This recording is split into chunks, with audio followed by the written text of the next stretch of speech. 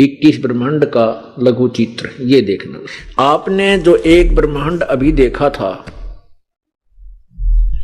ये जो आपने एक ब्रह्मांड देखा ये वाला, अब ये एक ब्रह्मांड समझो, अब ये एक गेंद हो गई है, इस गेंद के तुल्य है। और ऐसे 5 ब्रह्मांडों का एक ग्रुप बनाकर इसने महाब्रह्मांड बनाया है। ऐसे ऐसे 4 महाब्रह्मांडों में 20 ब्रह्मांडों को रोका है। और इससे ऊपर, इनके ऊपर जो ये स्थान है सारा, ये भी एक ब्रह्मांड कहलाता है। ये 21वां ब्रह्मांड है।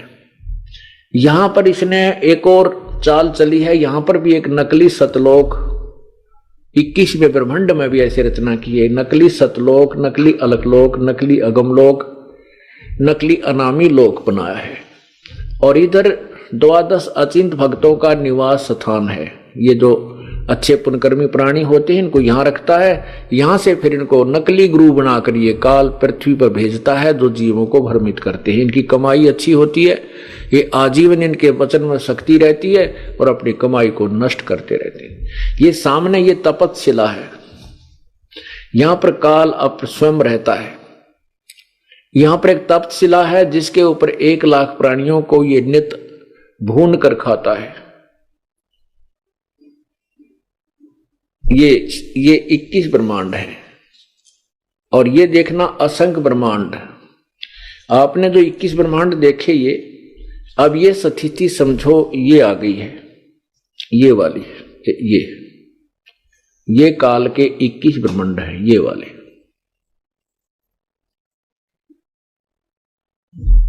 ये 21 ब्रह्मांड। अब देखना है कि क्या स्थिति। ये एक ब्रह्मांड है जो गेंद बिल्कुल एक छोटी सी टिक्की सी नजर आती है, बिंदी सी। ये एक ब्रह्मांड है। इस एक ब्रह्मांड में भी एक एक विभाग के भगवान हैं, रजगुण ब्रह्मा, सदगुण विष्णु, तमगुण शिव जी। और ऐसे इस ब्रह्मांड जैसे अब 21 ब्रह्मांड तो काल के। और यहां देखो ये 7 संघ ब्रह्मांड परब्रह्म के, ये 7 संघ ब्रह्मांड ये परब्रह्म के। ये देखो ये छोटे, ये जो एक ब्रह्मांड आपने देखा, ये सभी ब्रह्मांड समझो ये बहुत ज्यादा आगे पीछे। तो ये 7 संघ ब्रह्मांड। और फिर ये असंख्य ब्रह्मांड, ये अलग से देखो, ये असंख्य ब्रह्मांड।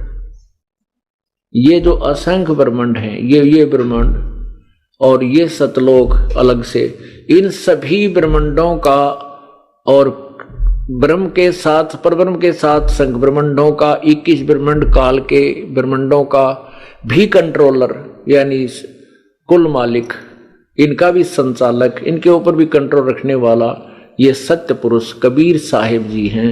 ये सतलोक में अपना विराजमान रहते हैं, सतलोक में रहते हैं। ये परमात्मा पूर्ण ब्रह्म इन सभी ब्रह्मांडों का मालिक है। ये देखिए, इससे ऊपर फिर क्या है, ये एक अलखलोक, अगमलोक और अनामी लोक।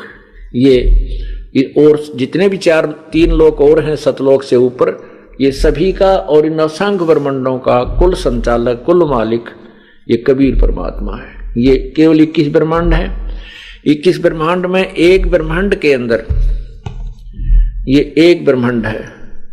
इस एक ब्रह्मांड में ये ब्रह्मा, विष्णु, महेश, ये विष्णु, ब्रह्मा और शिव जी केवल इन 3 लोकों में, 3 स्थानों पर, स्वर्ग, पृथ्वी और पाताल लोक पर ही मालिक है।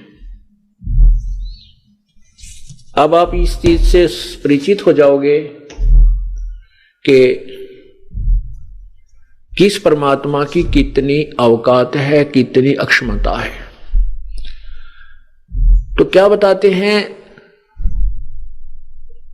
गीता जी अध्याय नंबर 7 के और मंत्र 12 से लेकर 15 तक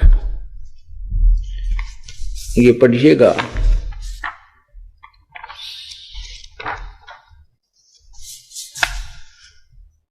श्रीमद् भगवत गीता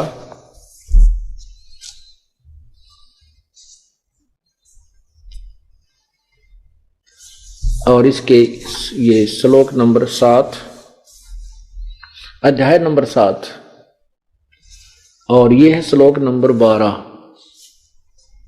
इसमें क्या लिखा है कि और भी जो सतगुण से उत्पन्न होने वाले भाव हैं और जो रजगुण से तथा तमगुण से होने वाले भाव हैं, उन सबको मुझसे ही होने वाले ऐसा जान, परंतु उनमें मैं और वे मुझ में नहीं है। फिर क्या बताया 13वें में लिखा है कि सत ये गुणमयी, गुणों के कार्य रूप सात्विक, राजस और तामस, इन तीनों प्रकार के भावों से ये सारा संसार प्राणी समुदाय मोहित हो रहा है। इन तीनों गुणों से परे मुझ अविनाशी को नहीं जानता। अब वैसे तो इसका अर्थ ये है कि गीता ज्ञान दाता ये कह रहा है कि ये सारा प्राणी समुदाय केवल ब्रह्मा विष्णु महेश तक ही सीमित है, इनसे परे मुझे और उस अविनाशी परमात्मा को नहीं जानता। इसका शब्दार्थ ये है गीता अध्याय नंबर 7 के श्लोक 16 का। तो कहने का भाव ये, गीता ज्ञान दाता अर्थात ब्रह्म कह रहा है कि ये जो भी भक्त श्रद्धालु मनुष्य हैं, ये केवल ब्रह्मा विष्णु महेश की ही पूजा करते हैं, और जिस कारण से ये अक्षणिक सुख को प्राप्त करके तुरंत ही 84 लाख योनियों में कष्ट भोगते रहते हैं।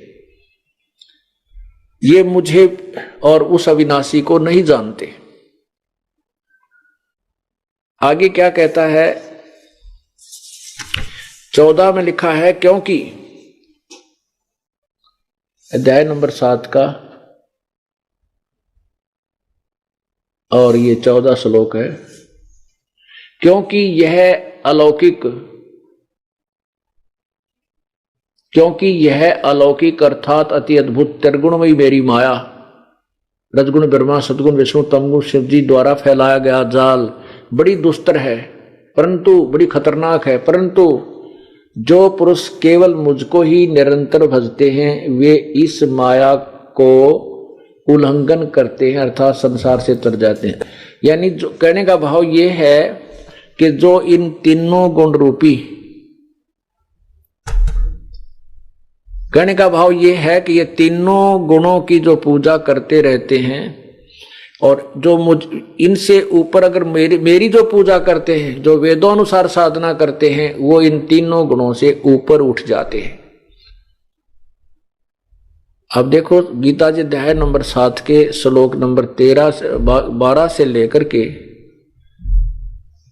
लास्ट तक 24-25 तक और 29 में 30 तक बिल्कुल स्पष्ट किया है, और 8वें अध्याय में फिर स्पष्ट किया है कि मेरे से अतिरिक्त जो परमात्मा है वही पूर्ण मोक्षदायक है।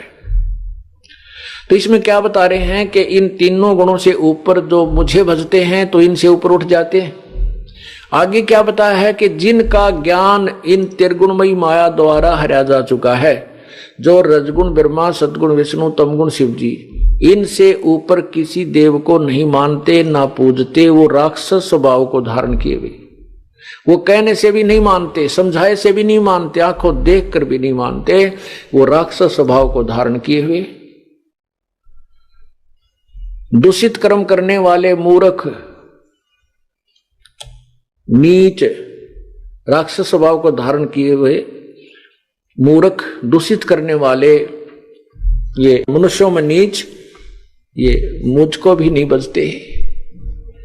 कहते ये ब्रह्म तक की भी साधना ना करते, नीचे के देवताओं में उलझे रहते हैं, तीनों गुणों तक ब्रह्मा विष्णु महेश तक इस पूजा में लगे रहते हैं। ये देखिएगा अध्याय नंबर 7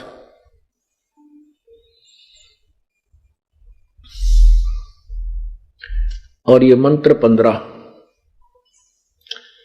माया के द्वारा, उसी त्रिगुणमयी माया जो यहां लिखा नहीं है, क्योंकि यह अलौकिक अर्थात अति अद्भुत त्रिगुणमयी मेरी माया, यही कह इसी का यहां प्रमाण है कि माया के द्वारा रजगुण ब्रह्मा सतगुण विष्णु तमगुण शिवजी रूपी त्रिगुणमयी माया द्वारा जिनका ज्ञान हरा जा चुका है, ऐसे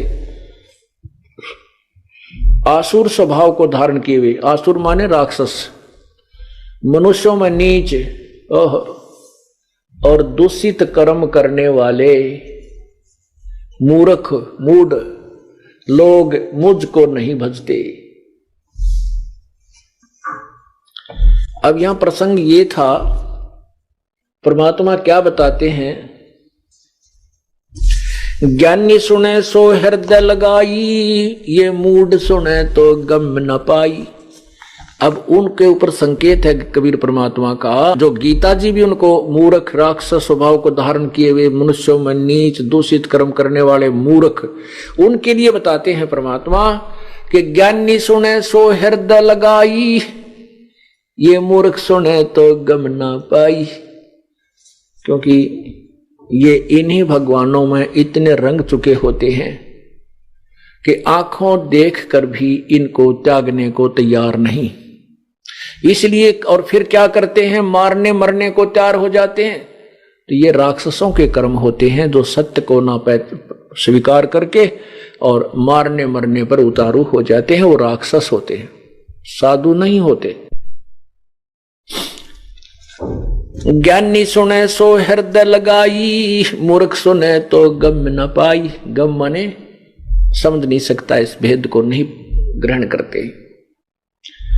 क्या बताने जा रहे हैं कि मैं जो बताने जा रहा हूं इसको विद्वान पुरुष तो स्वीकार कर लेंगे, लेकिन 7वें अध्याय के गीता जी के 7वें अध्याय से के 12 से लेकर 15 तक में वर्णित जो व्यक्ति हैं वो नहीं समझ पाएंगे।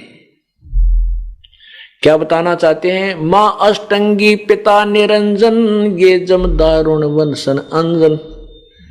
इस ब्रह्मा विष्णु महेश की, रजगुण ब्रह्मा की, सतगुण विष्णु की, तमगुण शिव जी की के माता तो है, माता पिता कौन है, दुर्गा इनकी माता है, और ज्योति निरंजन ये सदा शिव काल ब्रह्म महाविष्णु जिसको कहते हैं, ये इनका पिता है।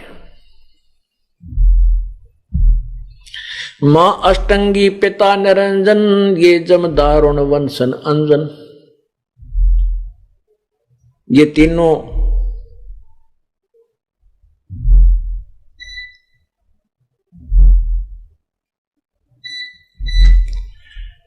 तीनों जो है, इनके माता तो अष्टंगी यानी दुर्गा है और पिता ज्योति निरंजन है। और ये दारुण माने दुस्तर, ये खतरनाक इन्हीं के वंश हैं। रजगुण ब्रह्मा, सतगुण विष्णु, तमगुण शिव जी, ये दुर्गा और विष्णु के, दुर्गा और शिव के ही, इसके ज्योति निरंजन अर्थात ब्रह्म के ही वंश हैं, इन्हीं के पुत्र हैं। ये खतरनाक है और वही गीता जी बता रही है।